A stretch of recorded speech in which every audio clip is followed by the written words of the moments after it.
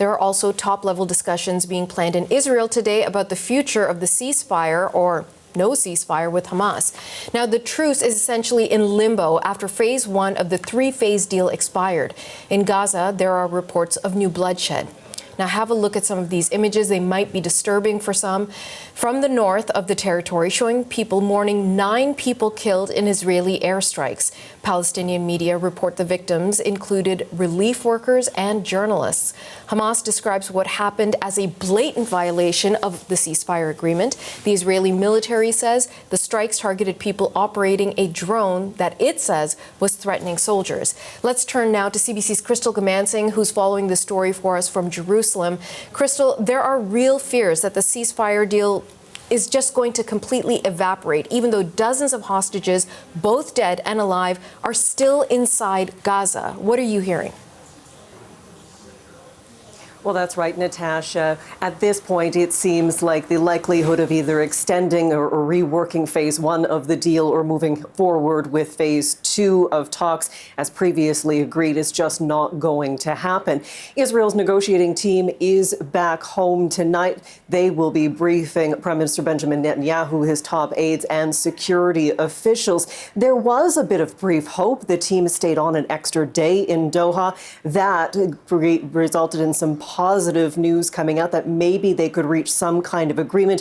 But Israeli officials say Hamas has refused to move forward with what it calls the Witkoff framework. Now, Steve Witkoff, the U.S. Special Envoy to the Middle East, did attend those talks in Doha briefly.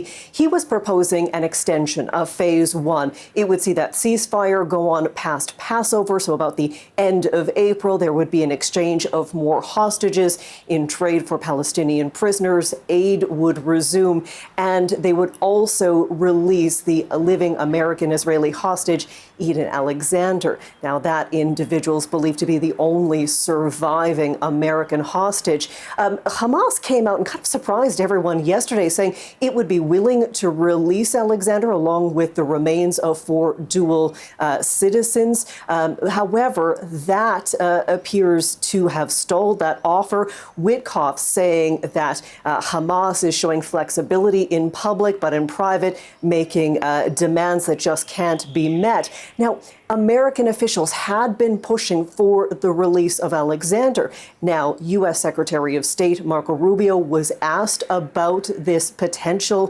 for him to be released yesterday when he was in Canada. He did not say if it would be accepted or not. Instead, he commented on the fact that hostages were taken, saying that everyone should be outraged about the fact that they are still in captivity. What Hamas has done is outrageous. It's ridiculous. It's sick. It's disgusting. It should never have happened. And we shouldn't accept it as normal, as a normal negotiation. We're just dealing with some savages. That's it. These are bad people, terrible people, and we need to treat them as such. 24 hostages are believed to still be alive in captivity. Netanyahu is under great pressure to get them all out, but also not do anything that risks them should do anything else that would potentially put their lives in danger as they're still in captivity. So it is a balancing situation, and we hope to get some more information a little bit later this evening, Natasha. Okay, CBC's Crystal Gamansing in Jerusalem. Thank you, Crystal.